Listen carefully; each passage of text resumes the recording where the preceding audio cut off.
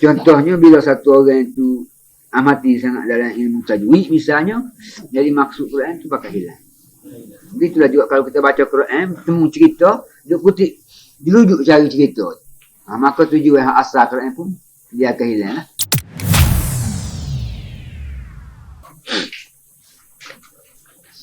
Ada menyebut tentang kisah-kisah yang Allah Ta'ala sebut dalam Quran itu ada sekali, ada dua kali.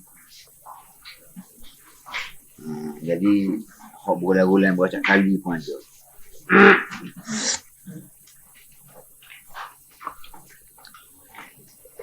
Jadi di antara kisah-kisah yang tersebut dalam Al-Quran, sekali atau dua kali saja berulang-ulang.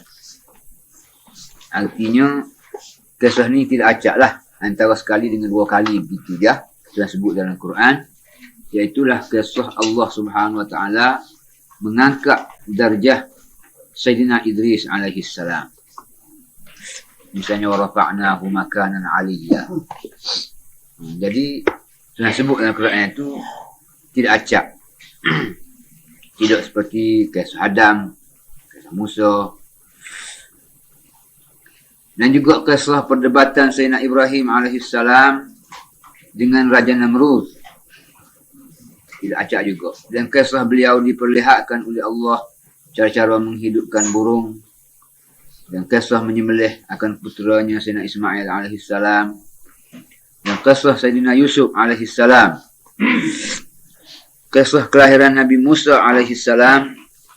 Dan ilham Allah Subhanahu Wa Taala kepada ibunya supaya mencampak beliau ke dalam sungai dan membunuh Nabi Musa alaihissalam akan seorang Qibti, dan keluar beliau dari negara Mesir menuju ke Madian dan berkahwin di sana dengan seorang anak gadis kepada Nabi Syuaib alaihissalam.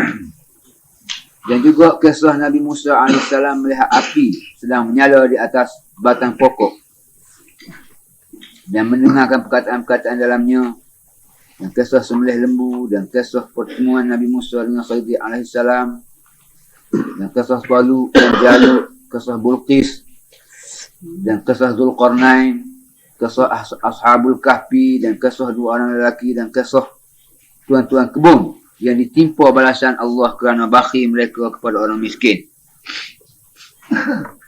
Dan kisah tiga orang pesuruh Nabi Isa alaihissalam, dan kisah seorang mukmin yang telah dibunuh syahid oleh mereka yang ingkar, dan kisah askar gajah yang dipimpin oleh Abrahah untuk melanggar negeri Mekah. Jadi kisah ni tidak acak kali Tuhan sebut, sekali dengan dua kali.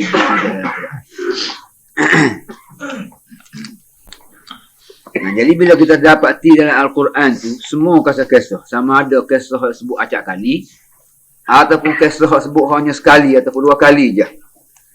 Kesemua kisah-kisah yang tersebut di atas ini bukanlah bertujuan untuk menerangkan sifat-sifat kejadian yang berlaku ini semata-mata.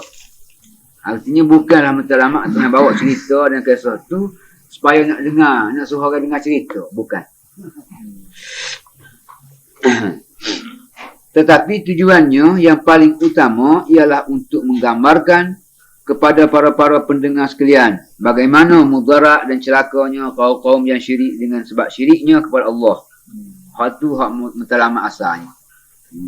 Jadi akibat orang yang selalu di dalam syirik tu artinya akibat buruk menipu dia. Jadi akibat itulah tujuan supaya kita semua pakat renung, fikir. Jadi akibat keburukan itulah menjadikan bala petaka. Dan bagaimana buruknya balasan yang diterima oleh kaum-kaum yang mengerjakan perbuatan maksiat yang bertentangan dengan perintah Allah. Dan bagaimana pula Allah Subhanahu Taala telah membalas mereka dengan berbagai azab dan sengsara. Dan tujuan yang kedua ialah untuk mendatangkan ketenangan hati bagi orang-orang yang mukmin yang ikhlas dengan sebab pertolongan dan inayahnya kepada mereka. Jadi manakala gulungnya orang mukmin pula, jadi Tuhan memberi kelepasan daripada azab. Umpama misalnya Lut. Jadi Lut lepas daripada azab. Jadi kaum dia tu ditimpa azab. Jadi akibat kenapa kaum dia ditipu dan kenapa Lut tidak. Sama juga Ibrahim alaihissalam. Jadi Tuhan kekal ke Ibrahim tu tidak mati. Jaga. Jadi orang lain Tuhan tidak jaga. Nabi Nuh pun serupa juga. Jadi kerana kebaikan yang ada pada orang tu artinya Tuhan kawal dia. Jadi bukanlah di sini berarti kita perlulah semata-mata membaikkan diri kita jah, orang lain tidak. Bukan makna begitu. Sebab orang ni semua ni, orang yang dipelihara oleh Allah ni, dia orang baik dan dia berusaha supaya kebaikan tu berada pada orang lain. Cuma orang lain tak terima. Akibat tu artinya orang lain kena dia lepas. Jangan kita usaha baik cuma kita jah. Jangan usaha kepada orang lain tak ada. Maka serupa ya kita dengan dia tu. Waktu tu. Tak ada.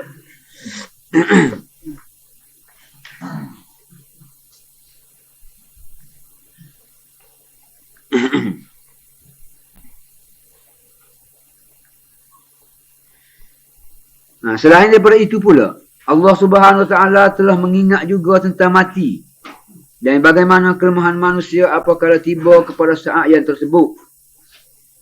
Ini untuk menjadi renungan lah.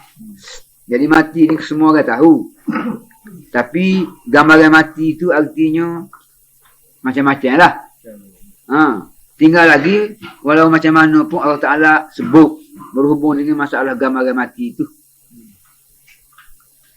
Misalnya bila Tuhan sebut bila seorang itu iza balagatil hulqum, bila sampai masa yang nyawa tu api nak keluar dah, wa antum hina idzin tanzurun. Jadi di waktu tu kamu dapat tengoklah. Arti hakikat yang akan berlaku tu hak sebenarnya di situlah. Jadi itu satu gambaran yang memberi tanda tanya dan satu renungan tu. Jadi moga-moga seumpama tu Tuhan sebut supaya dapat kita tidak leka sangat. Bila sebut tengok mati dan mengingat mati. Dan bagaimana Allah memperlihatkan kepada mereka syirik. Atau bagaimana Allah memperlihatkan kepada mereka syurga atau neraka kepadanya selepas daripada mati. Dan juga malaikat-malaikat yang diwakili untuk menyeksakan mereka. Jadi hal ni Tuhan sebut dalam Quran ni. Artinya setelah mati, mati dah lah. Jadi orang tu dapat tengok nikmat dan azab. Bahkan dapat merasai sekali. Sebagai mana kenyataan hadis kan. Bila seorang yang melakukan amalan baik, masuk saja ke alam barzah tu, dia sudah mula mendapat nikmat syurga. Dibuka pintu syurga dan segala nikmat-nikmatnya. Sebaliknya orang yang jahat, masuk saja alam barzah, pintu kubur tu, terus dibukanya pintu neraka dan segala penyakit-penyakit neraka masuklah. Itu dia. Artinya peringkat pertama.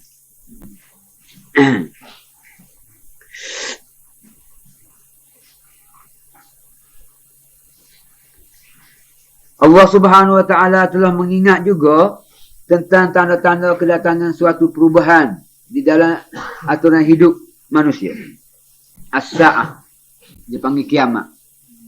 Itu banyak juga Tuhan sebut. Tanda-tanda perubahan itu akan berlaku.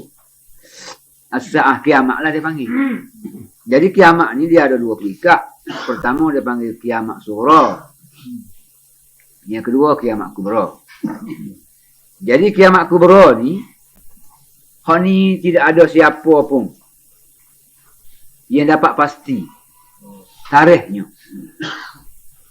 Sehingga pada satu hadis tu, Jibril datang, masalah tanya iman Islam tu kan.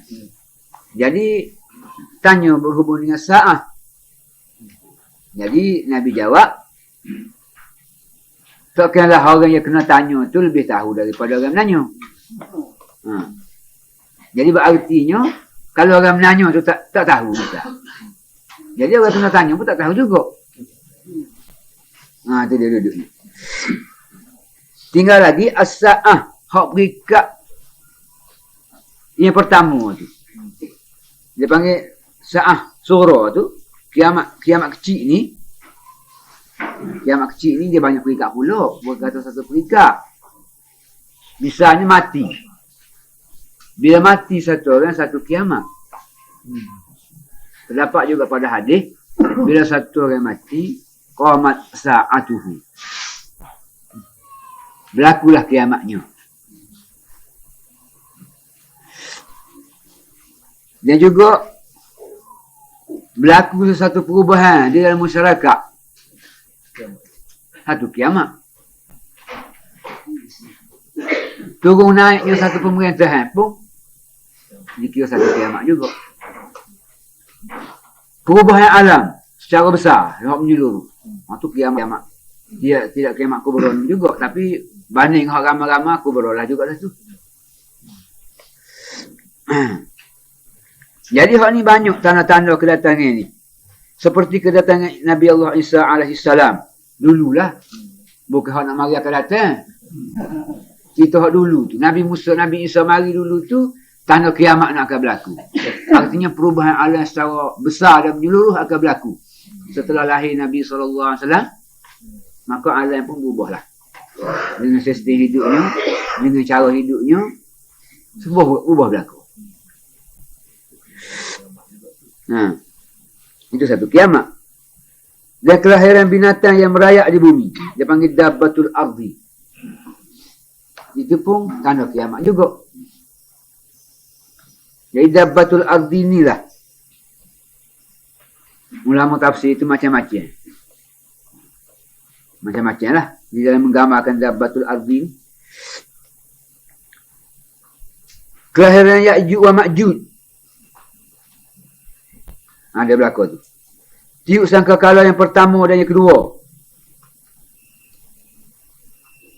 Berlaku soal jawab dan timbangan amal bagi seseorang.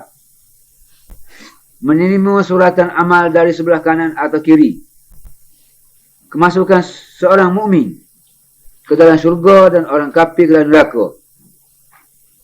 Pertelingkahan yang berlaku di antara ahli neraka dan golongan pemerintah dengan golongan yang diperintah. Membantah setengah mereka dari setengah yang lain.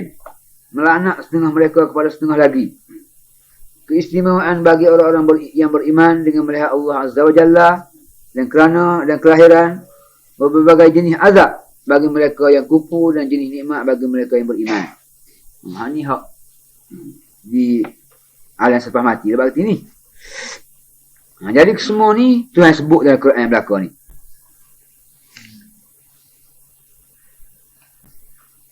Kesemua kisah-kisah yang di atas ini telah diterang di dalam berbagai surah dengan cara yang pendek dan panjang, mengikut maksud aliran yang terkandung di dalam surah-surah yang tersebut itu. Jadi hal ni maknanya kita kena renung dan perhati sewaktu membaca Quran lah. Tapi kisah tu bukanlah kita nak tengok satu kisah agak mula daripada awal hingga sampai ke kita. Kadang-kadang cerita tu dia bawa secebih cerita aja. Tujuannya untuk kita dapat memberi tumpuan kepada menteramat cerita tu. Bukan tujuan nak dengar cerita. Tapi kalau dengar cerita agak, di sinilah punca menteramat akan habis. Bagaimana kita baca yang lalu. Contohnya bila satu orang itu amati sangat dalam ilmu tajwid misalnya, jadi maksud Quran tu pakai hilang. Begitulah juga kalau kita baca Quran, temu cerita, dia kutip, dirujuk cari cerita. Maka tujuan asal Quran pun dia akan hilang lah.